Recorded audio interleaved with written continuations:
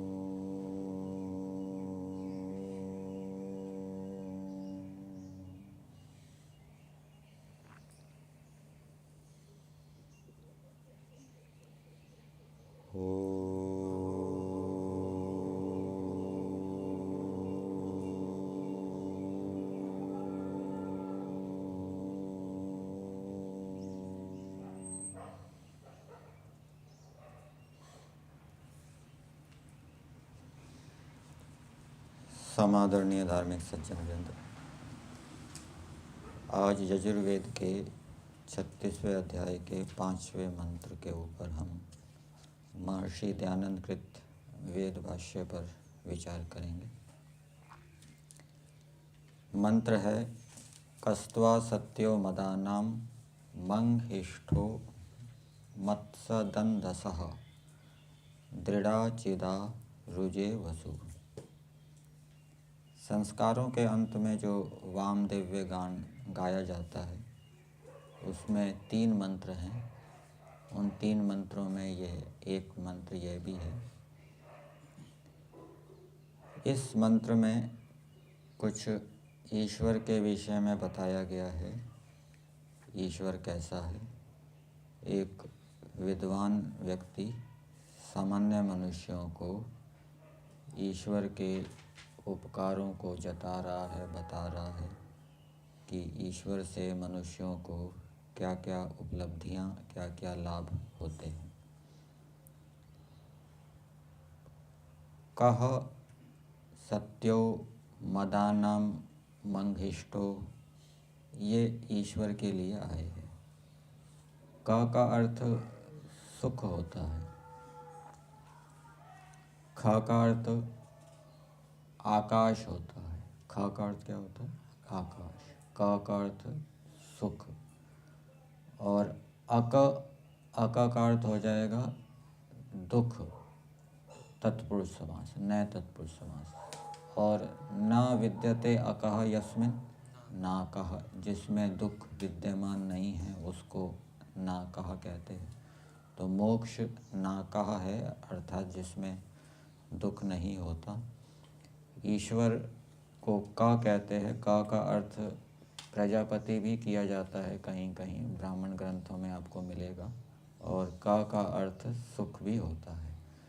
तो महर्षि दयानंद जी ने यहाँ क का अर्थ किया है सुख स्वरूप। स्वरूप शब्द के 3 अर्थ होते हैं, गुण, कर्म और स्वभाव। सुख कर्म नहीं है, सुख द्रव्य नहीं है, सुख है गुण। तो परमेश्वर सुख गुण वाला है।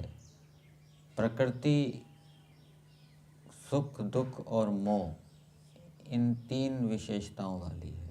लेकिन प्रकृति के अंदर जो सत्व गुण है वो सुख गुण वाला है। रजोगुण वो दुख देता है।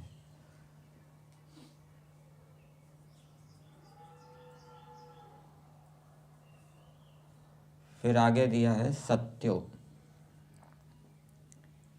परमेश्वर सत्य है।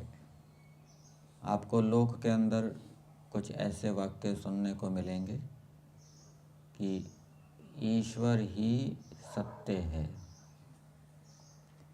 ईश्वर ही सत्य है। लेकिन ईश्वर ही सत्य नहीं है, जगत भी सत्य है। आपने एक वाक्य और सुना होगा, ब्रह्म सत्यम जगत मिथ्या। अद्वैतवादी ऐसा कहते हैं कि ब्रह्म सत्य है, जगत मिथ्या है। जगत मिथ्या नहीं है, जगत भी सत्य है। जगत के अंदर जितने जड़ चेतन प्राणी अप्राणी हैं वो भी सत्य है। इसलिए ईश्वर ही सत्य नहीं है, प्रकृति भी सत्य है, जीवात्माएं भी सत्य है, और ये जगत भी क्या है, सत्य है, यथार्थ है, मिथ्या नहीं है, कल्पना नहीं है।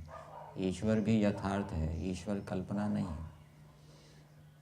और एक वाक्य आपको और जगत के अंदर मिलेगा सुनने में, सत्य ही ईश्वर है। सच्चाई ही ईश्वर है। सच्चाई क्या है? सच्चाई तो व्यवहार है। तो व्यवहार तो कर्म होता है, कर्म कर्म ही ईश्वर है ऐसा नहीं है। ईश्वर तो द्रव्य है, वो कर्म नहीं है। तो यहाँ पर सत्य शब्द परमेश्वर के लिए आया है, और सत्य का अर्थ अविनाशी भी होता है, लेकिन यहाँ पर महर्षि दयानंद जी ने इसका अर्थ किया है सत्सु पदार्थेषु साधु ईश्वरः, अर्थात जो विद्यमान पदार्थों में श्रेष्ठ हैं, जीवात्माओं में जो श्रेष्ठ है, प्रकृति में जो श्रेष्ठ है, जगत में जो श्रेष्ठ है, इसलिए परमेश्वर को सत्य कहते हैं। ऐसा जो परमेश्वर है।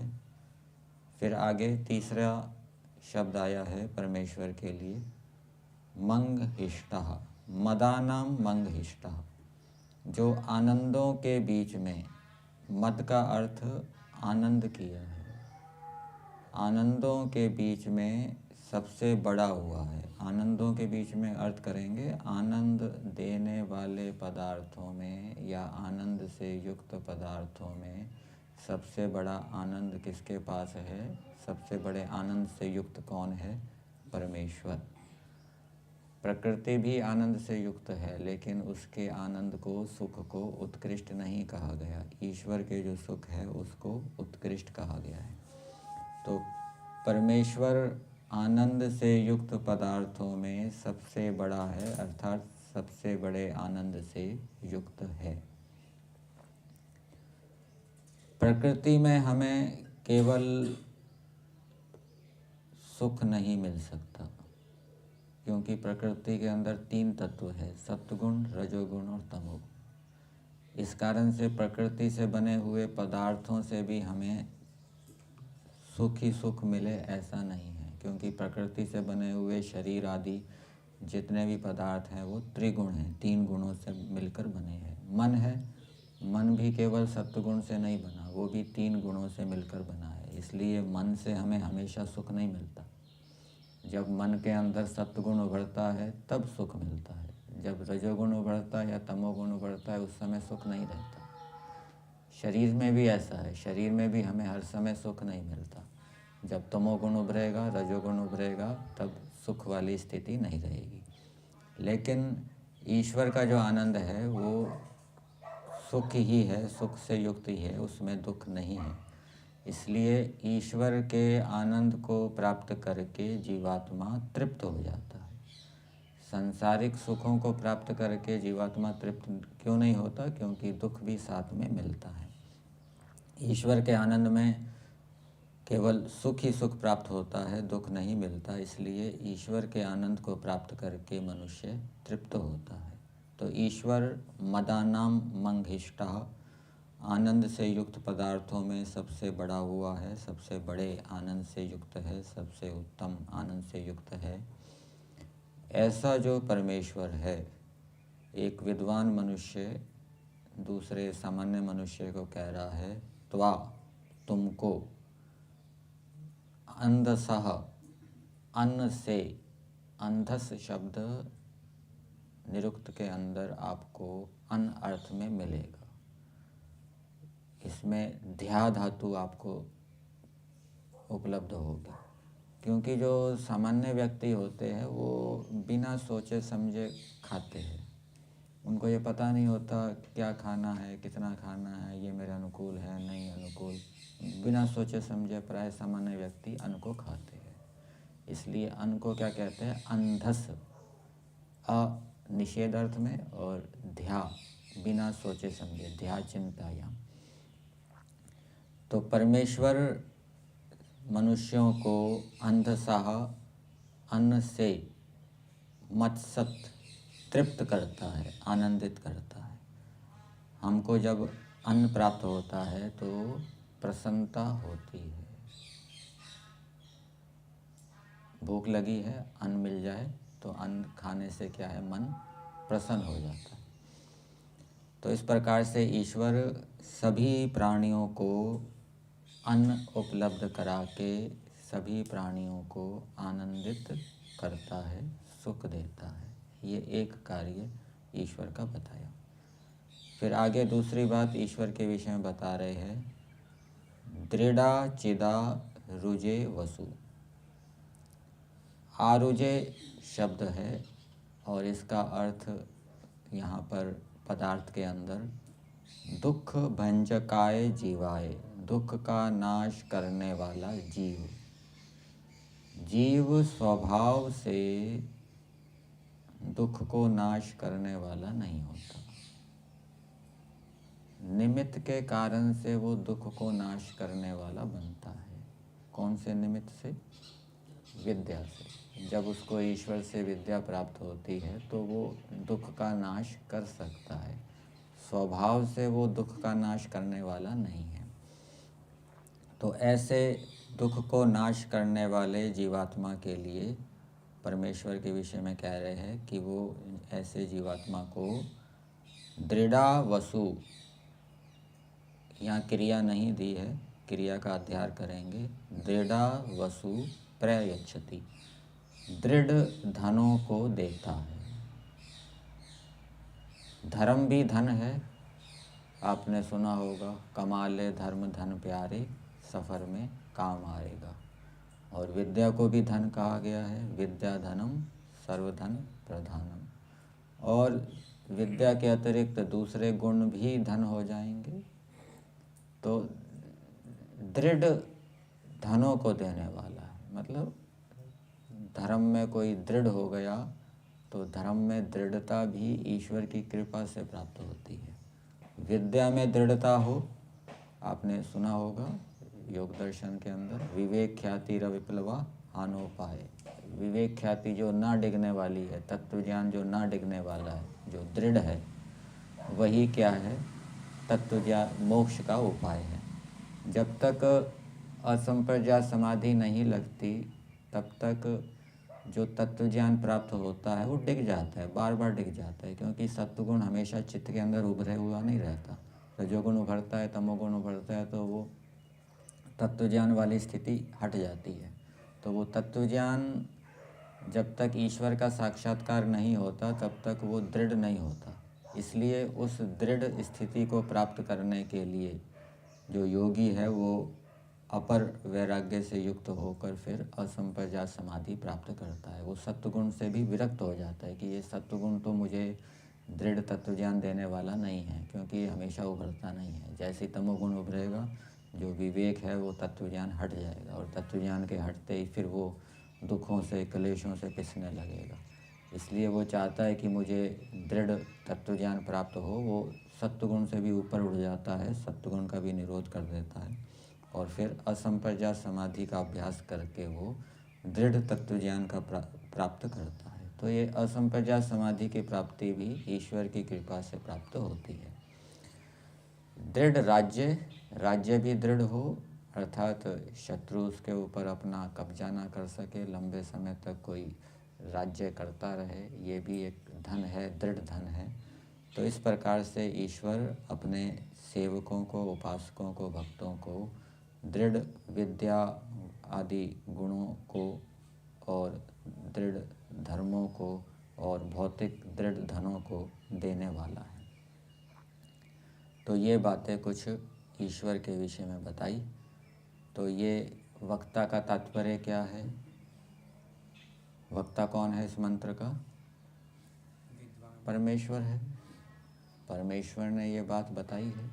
उस परमेश्वर का तात्पर्य क्या है, ये किस लिए बताई है? जैसे कोई व्यक्ति बालकों को कहे कि देखो, आपके माता पिता आपको इतना अन्न आदि देते हैं, सुख सुविधाएं देते हैं, खाने पीने के लिए देते हैं।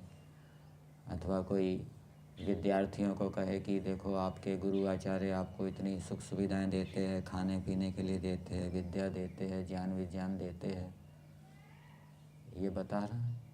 तो उसका तात्पर्य क्या है, बताने का प्रयोजन क्या है?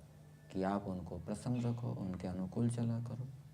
तो इसी प्रकार से ईश्वर भी मनुष्यों को बता रहे हैं कि हे मनुष्यों, मैं तुमको दृढ़ धनों को देता हूँ, मैं तुमको अन्न आदि से प्रसन्न करता हूँ, इसलिए तुम भी मेरे को प्रसन्न किया करो, मेरे अनुकूल चला करो।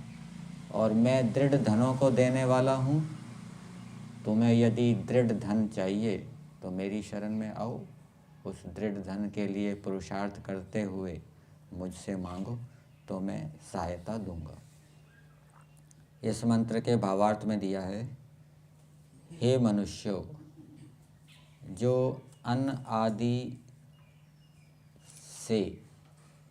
आदि और सत्य के जनाने से धन आदि पदार्थ दे के सबको आनंदित करता है।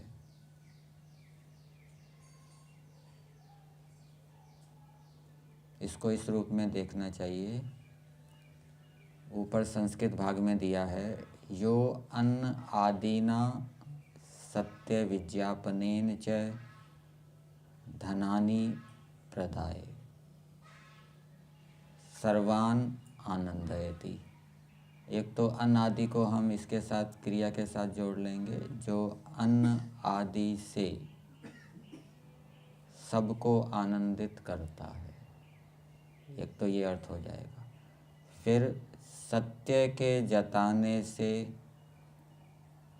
धन आदि पदार्थ दे के सबको आनंदित करता है। सत्य को